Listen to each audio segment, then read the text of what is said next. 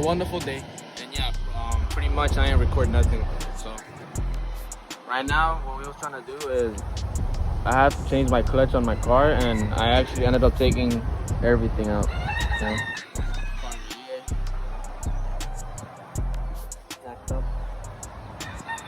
So right now, what I'm trying to do, I'm trying to take this pilot bearing out, and from there, just put on the rear main seal, and yeah, start assembling this stuff. Even though I wanted to clean it a bit, I kind of started on that one, but you can see it's all greasy. And I actually have to take out the strawberry on this one too. So my fault I didn't record that much. I was actually trying to get this done already. But I would try to get in some clips of the install of the clutch and stuff like that. And from there, just put it back in. Alright, so don't judge me. I actually saw somebody do this. So you see if it works. Progress. We got some bread in there. And as you can see, it's almost out. Just a couple more stuffings and it should be out. So it's out.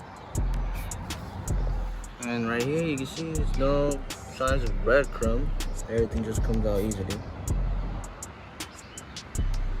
No defects or nothing. Now I just gotta install a new one.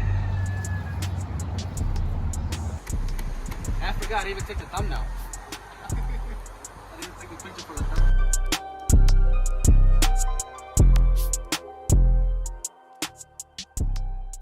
So I didn't get videos of it running and stuff, you know, because I was such in a hurry, but the car's finished. I have it over here in the front. Yesterday I went to a meet that was here in downtown. It was by Ricky Boda. It was a pretty good meet. But, this is his first test drive. It drives fine, even though the clutch is different because, you know, stage 3 ACT clutch. But everything's already done.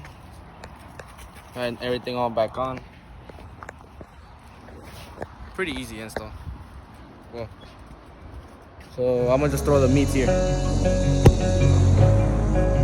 Let's go.